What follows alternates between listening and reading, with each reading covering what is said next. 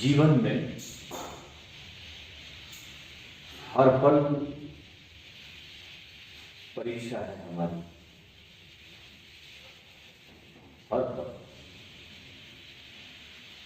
अलग अलग परिस्थितियों में, क्योंकि जीवन सदा ही परिवर्तनशील है।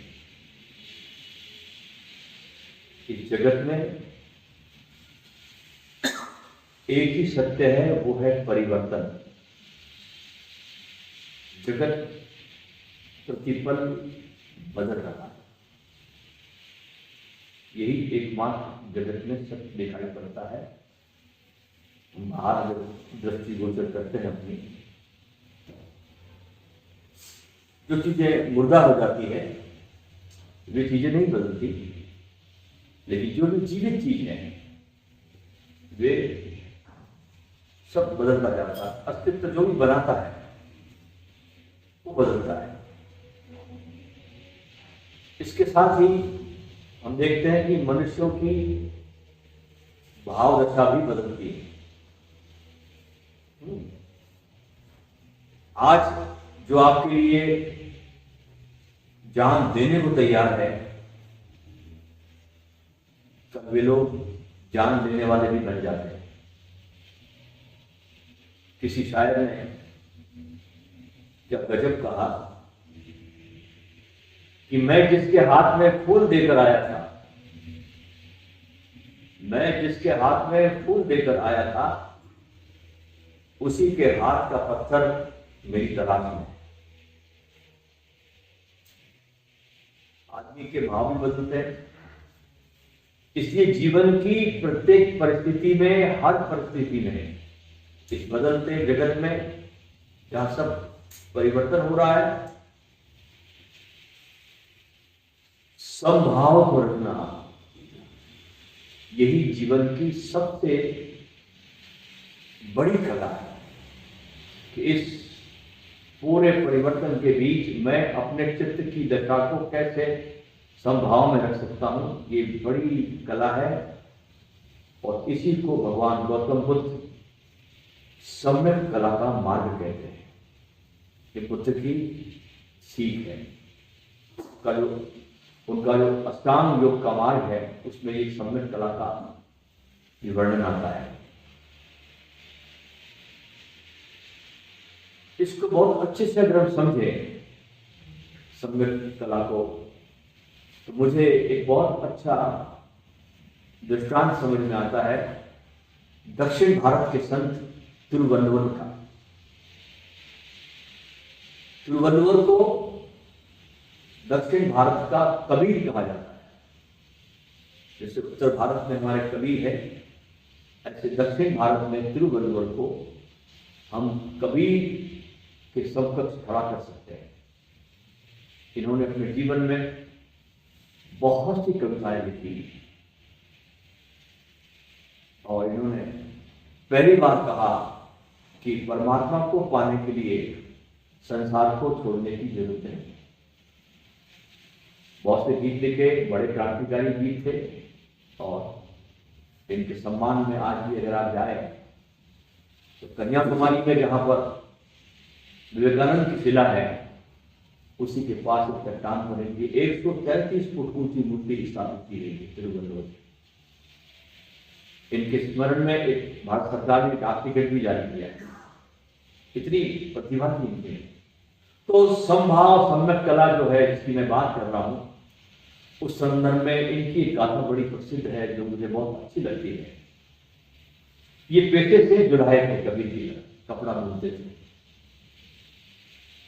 एक समय की बात है कि गांव का बाजार लगा है, हाट में बैठे हैं और वो जो धोतियां बुनते थे तिरुवल्लुवर, वे धोतियों को बेचने लाया बाजार में। कभी अपना कपड़ा लाते थे, ये धोतियां बनाते। तो कपड़ा अपने हाट में बेचने के लिए आए, तभी कुछ नादान लड़कों की एक टोली हंसी ठिठोली करती हुई उनके पास से, जहां बैठे थे अपना धोतिया बिछाकर बेचने के लिए, उसके पास से युवकों की टोली हुई थी। इनको देखा संत को, तो एक लड़का बोल उठा, ये आदमी तो बड़ा अलग दिखता है, विलक्षण दिखता है। अच्छा, कोई कुछ भी कहता तिरुवल्लुवर को, उनको कभी क्रोध नहीं आता, वे मुस्कुराते रहते थे। तो दूसरे लड़के ने कहा जो साथ में था, कोई विलक्षण नहीं है, असंभव है, अभी देखना मैं कुछ काम करता हूं कि आदमी क्रोध के मारे मुझे गालियां देगा। तो दूसरा बच्चा लड़का तिरुवल्लुवर के पास पहुंचा और धोतियों के ढेर में से उसने एक धोती उठाई और पूछा क्या कीमत है इस धोती की। तो कहा कि 2 रजत मुद्राएं, 2 रुपये। लड़का बोलता बहुत महंगी है, 2 रुपया इस धोती का, कुछ कम करके बताओ। तो उनकी आदत थी कि वो मूल्य कभी कम नहीं करते थे, जो बोल दिया तो बोल दिया, न अधिक न कम। तो लड़का बोलता अच्छा मूल्य कम नहीं कर सकते, तो मैं अच्छी तरह जानता उसका मूल्य कैसे कम करना। तो युवक ने हंसते हुए कहा और धोती फाड़कर उस लड़के ने 2 टुकड़े कर दिए। अब 2 टुकड़े हो गए धोती के। तो पूछता अब बताओ इस टुकड़े का, एक टुकड़े का क्या मूल्य है। तो उन्होंने कहा 1 रजत मुद्रा। तो आधी धोती हो गई, अब 1 रुपया। फिर उस लड़के ने उस आधे टुकड़े को फिर और आधा टुकड़ा कर दिया। फिर पूछता अब बताओ कीमत। तो बोला कि 5 रजत मुद्रा। इस प्रकार वो लड़का उस धोती के टुकड़े पे टुकड़े करता चला गया और मूल्य पूछता गया। और ये संत अपने उस कपड़े का मूल्य घटा घटा कर बताते चले गए, बिना किसी क्रोध के, मुस्कुराते हुए वे उस लड़के को उसका वास्तविक मूल्य बताते चले गए। तो इतने छोटे टुकड़े हो गए, उस नादान बच्चे ने संत को चिढ़ाने की दृष्टि से इतने टुकड़े कर दिए कि जब उसका मूल्य बताना असंभव हो गया संत के लिए, तो संत मुस्कुराते बोले इसका मूल्य अब यही है कि तुम बिना कुछ दिए इसको लेके जाओ, इस टुकड़े। अब इसका कोई मूल्य नहीं। धोती पूरी तरह नष्ट हो चुकी थी। तब लड़के को समझ में आया कि व्यक्ति नहीं, एक व्यक्तित्व है। एक तो होता है व्यक्ति, एक होता है व्यक्तित्व, जिससे सारा समाज प्रेरणा देता है। तब लड़के को समझ में आया कि ये तो व्यक्तित्व है। क्रोध को उन्होंने जीत दिया। इस लड़के को बहुत दुख हुआ कि उन्होंने व्यर्थ ही एक गरीब आदमी के हाथ की बनी हुई धोती को तार तार कर दिया, टुकड़े टुकड़े कर दिया। उस लड़के ने 2 रजत मुद्राएं अपने जेब से निकाली, जो उसके पिता ने उसको उस बाजार में खर्च करने को दी थी। और संत को देते हुए युवक ने कहा कि मैंने आपकी धोती तार तार कर दी है, कृपया आप इसका मूल्य ले लीजिए और मुझे क्षमा कर दीजिए। तो तिरुवल्लुवर मुस्कुरा के जवाब देते हैं, बड़े प्यारे, कहने लगे कि खेल खेल में बच्चे बहुत कुछ नष्ट कर देते हैं, और पिता जो होता है ना, नष्ट की हुई वस्तु का कभी बच्चों से मूल्य नहीं लेता। तुमने खेल खेल में नष्ट कर दी, कोई बात नहीं, बच्चे उपद्रव करते रहते हैं, सदैव बच्चों को क्षमा करता है। घर से 2 रुपए जिस काम के लिए तुम लेकर आए बेटा, वो अपना काम करो और अपने घर जाओ, धोती की चिंता मत करो, ये तो मैं फिर बोल लूंगा, मेरे लिए कोई समस्या नहीं है। इतना सुनना था कि उस बच्चे की आंखें एकदम डबडबा के भर आई, मानो बच्चा कह रहा हो इतनी शांति, इतना धैर्य और इतनी क्षमा। संतों की इन घटनाओं को हम पढ़ते हैं दोस्तों, तो हम इस घटनाओं से बहुत सीख सकते हैं। ये घटनाएं हमें प्रेरणा देती है, जीवन को जीने की हम कला सीख सकते हैं कि हम कैसे छोटी छोटी बातों में भी अपना आपा खो बैठते हैं। किसी ने हमको टेढ़ी आंख से देख लिया तो भी हम अपना आपा खो बैठते हैं, कृत्य की तो बात ही दूर हो गई। जरा कोई आदमी तिरछी आंख से आपको देख लेता तो आप अजीब से हो जाते हैं। जिस व्यक्ति का मस्तिष्क संतुलित हो जाता है वो स्वयं पर फिर नियंत्रण लगा लेता है। और ऐसा व्यक्ति जिंदगी में जब कोई भी दुख आए, कोई भी परिस्थिति आए, वो अपने भीतर उस सम्यक कला को जानता है और उसके भीतर का जो विवेक है उस समय उसके लिए बहुत सहारा बन जाता है। दोस्तों, जिंदगी की यात्रा पंछी की उड़ान की तरह है। पक्षी आसमान में उड़ता है, कोई पगडंडी नहीं बनाता। जीवन में बने बनाए रास्ते कभी नहीं होते। हर पंछी अपने विवेक से उड़ता है। इसलिए मनुष्य ने अपनी महिमा को जानना चाहिए, अपनी कद्र करना सीखना चाहिए। जीवन की इस यात्रा में कैसे मैं चलूं, कैसे मैं जीवन को जीऊं, अपनी तस्वीर को खुद आदमी को सजाना पड़ता है। कोई दूसरा आपकी तस्वीर को संवारेगा ऐसा नहीं है। इसलिए स्वयं को इन महापुरुषों की गाथाओं से प्रेरणा लेकर अपने को प्रशिक्षित करो, अपने व्यक्तित्व को खुद निर्माण करो, क्योंकि तुम परमात्मा के बहुत सुंदर हस्ताक्षर हो। भगवान ने तुम पर अपना दांव लगाया है। ध्यान रखना, हर बच्चा जब परमात्मा पैदा करता है तो बहुत परमात्मा उम्मीद से भरता है, बहुत आशा करता है, क्योंकि तुम जैसा परमात्मा ने किसी और को नहीं बनाया, तुम उसकी एकमात्र कृति हो, यूनिक। इसलिए अपने पर मान करो कि भगवान ने हमको अपनी तरह बनाया है और अपने होने का आनंद लो। एक नगर में ऐसा हुआ कि बहुत मशहूर चित्रकार था, बहुत प्रसिद्ध था। एक दिन चित्रकार ने क्या किया, एक बहुत सुंदर तस्वीर बनाई, बड़ी खूबसूरत। और उस तस्वीर को उसने क्या किया कि नगर के चौराहे पर लगा दिया, जहां से सारा ट्रैफिक गुजरता है, और उस पर लिख दिया उसने एक बात कि मेरे इस चित्र में जहां भी कोई आपको कमी नजर आए वहां पर निशान लगा दो। ये उसने चौरस्ते पर तस्वीर लगाई और नीचे नोट लिख दिया कि मेरी तस्वीर में किसी को कोई कमी नजर आए तो वहां पर निशान लगा दो। जब शाम को उसने तस्वीर देखी दिन भर में, तो मालूम पड़ा कि पूरी तस्वीर लोगों ने खराब कर दी थी। जगह जगह निशान लगाया, यहाँ खराबी है, यहाँ खराबी है, यहाँ खराबी है। पूरी तस्वीर को सत्यानाश कर डाला। यह देखकर वो बेचारा चित्रकार बहुत दुखी हुआ कि मैंने इतनी सुंदर तस्वीर बनाई थी और एक लाइन लिखी थी कुछ कमी है तो ध्यान लिख दो, लोगों ने पूरी तस्वीर को ही नाश कर डाला। अब क्या करे? वो दुखी बैठा हुआ था। उसका मित्र वहां से गुजरा, अपने मित्र को दुखी देखा, कारण पूछा, तो मित्र ने अपनी पूरी घटना को अपने दोस्त को बताया। उसने कहा एक काम करो, कल दूसरी तस्वीर बनाना और उसमें लिखना कि जिस किसी को इस तस्वीर में जहां कहीं भी कोई कमी नजर आए उसको वो सही कर दे। इस तस्वीर में जिसको कोई कमी नजर आए कृपा करके उस तस्वीर को, मेरी तस्वीर को सही कर दे। उसने तस्वीर बनाई, अगले दिन ये नोटिस में लिखा नीचे, मेरी तस्वीर में किसी को कोई कमी नजर आती है तो वो सही कर दे। शाम को जब उसने तस्वीर देखी तो बहुत हैरत में पड़ गया कि तस्वीर पर कभी किसी ने कुछ भी नहीं किया।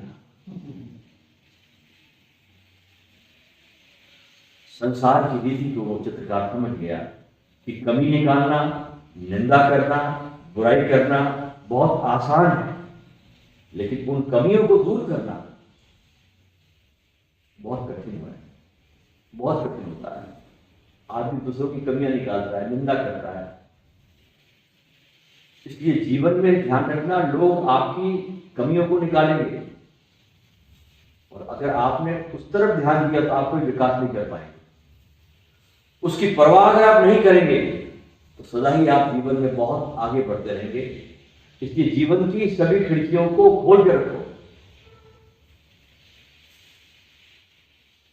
और आप जब उस खिड़कियों को खोलते हैं अपने को, तो आप खुद एक महसूस करोगे जीवन कितना सुखमय है। और इस बुद्धि को, हमको जो परमात्मा ने बुद्धि दी, इस बुद्धि को सदा ही परमात्मा से जोड़ के रखो। तो इस बुद्धि को जब आप परमात्मा से जोड़ के रखते हैं तो जीवन में शांति आती है। हमारी अशांति का कारण क्या है कि बुद्धि हमारी परमात्मा से जुड़ी नहीं है, बुद्धि संसार से जुड़ी है, इसलिए जीवन में अशांति है। बुद्धि को अगर हम परमात्मा से जोड़ दें तो जीवन में शांति आती है, और जीवन में हमें जो भी मिले तो समझना कि उसकी मर्जी है, उसी का प्रसाद है। इसी को कृष्ण ने गीता में स्थिति प्रज्ञ कहा कि जो हर स्थिति में एक समान रहता है उसे स्थिति प्रज्ञ की संज्ञा कृष्ण ने दी। महाराष्ट्र में हमारे एक बहुत बड़े भगवान के भक्त हुए, बड़ी श्रद्धा थी भगवान में उनको, उनका नाम था तुकाराम। बड़े प्रसिद्ध संत है महाराष्ट्र में तुकाराम। लेकिन जैसा कि हमेशा से आया है, संत जब जिंदा होता है उसके साथ लोग कैसा व्यवहार करते हैं, उसके जाने के बाद लोग उसकी मंदिर में उसकी पूजा करते हैं, उसकी आरती उतार करके गुणगान गाते हैं। लेकिन जब संत जिंदा होते हैं उसके साथ बहुत अत्याचार होता है। तो उस गांव में जहां पर तुकाराम थे, गांव के लोग बहुत विरोध करते थे तुकाराम। एक दिन लोगों ने सोचा, गांव के लोगों ने, जब कितना भी अपमान करते ये आदमी अपमान को लेता नहीं, सदा ही मुस्कुराता है, कोई इसको फर्क नहीं पड़ता, हम गाली करते हैं, इसका अपमान करते हैं, तिरस्कार करते हैं, ये सदा मुस्कुराते रहता है। तो उन्होंने सोचा एक दिन हम ऐसा अपमान करेंगे कि वो गांव छोड़कर हमेशा के लिए चला जाएगा और हमारी प्रॉब्लम सॉल्व हो जाएगी। क्योंकि किसी भी एक जागृत व्यक्ति का तुम्हारे गांव में होना तुम्हारे लिए एक आईने का काम करता है। दो उपाय है, या तो तुम खुद बदल जाओ या उस आईने को फोड़ दो। अक्सर लोग आईनों को फोड़ देते हैं, खुद नहीं बदलते। तो उन्होंने क्या किया कि एक दिन तुकाराम को पकड़ा सारे गांव वालों ने और गधे पर उल्टा बैठाया। एक गधा पकड़ा, उस पर तुकाराम को उल्टा बैठाया, गधे की पूंछ को तुकाराम के हाथ में दे दिया, उनके बाल पूरे काट दिए और गले में बैंगन का हार पहनाया अपमान करने के लिए। खोपड़ी पर पूरी तरह उस तरह से शेव कर दिया और उस पर चूना लगा दिया और उनको बेइज्जत करने के लिए उनको पूरे गांव में लोगों ने घुमाया। जब तुकाराम की पत्नी को मालूम पड़ा वो बहुत विषाद में चली गई, बेचारी बड़ी डिप्रेस हो गई और वो आत्महत्या करने की सोचने लगी कि इतना अपमान हमारे घर का, हमारे पति का इतना अपमान हुआ है। जब पूरे गांव का चक्कर लगाकर गधे पर बैठकर तुकाराम अपने घर पर आए, गधे से उतरे, पत्नी ने कहा रोते रोते, अब हम ये गांव छोड़ देंगे तो ज्यादा अच्छा होगा, इतने अपमान होने के बाद इस गांव में हम नहीं रह सकते और या तुम सुसाइड कर लोगे। तुकाराम ने मुस्कुराते हुए कहा कि पगली, इस घटना में कुछ भी गलत नहीं हुआ है। पत्नी ने रोते रोते कहा गलत नहीं हुआ, इससे ज्यादा गलत और क्या हो सकता है। तुकाराम की पत्नी ने कहा कि देख, जब हमारी शादी हुई थी हम बहुत गरीब थे, तुम्हारा प्रोसेशन नहीं निकला था, आज निकला। देखिए क्या गजब की पॉजिटिविटी, आज निकला। इस घटना के आगे आप देखिए पॉजिटिविटी के सारे लेख फेल हो जाते हैं। तुकाराम ने पत्नी से कहा कि तू इसे गधा देखती है, मैं तो इसे घोड़ा देख रहा हूं, और वो भी फ्री, कोई पैसा नहीं देना पड़ा, फ्री ऑफ कॉस्ट। और देख हम लोग गरीब हैं, बाल कटवाने के पैसे हमारे पास में थे नहीं, तो इन लोगों ने ऐसे बाल कटवा दिए कि अब 6 बजे तक हजामत बनाने की भी जरूरत नहीं, बाल काटने की जरूरत नहीं 6 बजे तक हमारे को। और देख खोपड़ी पर चूना भी लगा दिया ताकि बालों में डैंड्रफ ना हो जाए, चूना भी लगा दिया कि बालों में डैंड्रफ ना हो जाए, और पूरी खोपड़ी चूने से एंटीसेप्टिक हो गई। और देख बहुत दिनों से हमने कोई अच्छी तरकारी नहीं खाई थी, ये ताजे ताजे बैगन की पूरी माला ही दे दी इन्होंने, तू तो इसे ले, दरवाजा बंद कर और शांति से खाना बना, हम खाएंगे और विश्राम करेंगे। यह जीवन को देखने का दृष्टिकोण है और ये जीवन को समझने और जीने की कला है। जीवन में दोस्तों जब भी हम शिकायत के भाव से भरते हैं, बहुत महत्वपूर्ण बात बता रहा मैं आपको साधक के लिए, जीवन में जब भी हम शिकायत के भाव से भरते हैं तो हम प्रकृति से, परमात्मा से, इस अस्तित्व से बहुत दूर जा चुके होते हैं, इस परमात्मा की धारा से टूट जाते हैं। जब भी हम शिकायत करते हैं इस धारा से टूट जाते हैं और हम छोटी छोटी बातों को लेकर भी परमात्मा से 24 घंटे शिकायतें करते रहते हैं। छोटी छोटी बातें, उदाहरण के लिए क्या आप कहीं जा रहे हो, अब आपकी गाड़ी पंक्चर होगी रास्ते में, मन फौरन शिकायत करता है क्या इस गाड़ी को आज पंक्चर होना था, तो और कोई दिन दिखा नहीं, मेरे साथ ही ऐसा क्यों हो रहा है। घर से आप निकले, आपको रेलवे का क्रॉसिंग मिल गया, रास्ता आपको बंद मिला, अचानक मन में शिकायत आ गई, यार जल्दी पहुंचना था, इसको आज ही बंद होना था। छोटी छोटी बातों पर हम दिन भर परमात्मा से शिकायत करते रहते हैं। मुझे ऐसा बचपन में ऐसे मेरे माँ बाप क्यों ऐसे मिल गए, मुझे ये भी लोग शिकायत करते हैं, मेरे घर में पैदा ही क्यों हो गया ऐसा। तो ऐसी शिकायतें दिन भर हम परमात्मा से, देखो अपने जीवन को देखो, सोचो तो पूरा दिन हमारा शिकायतों में जाता है।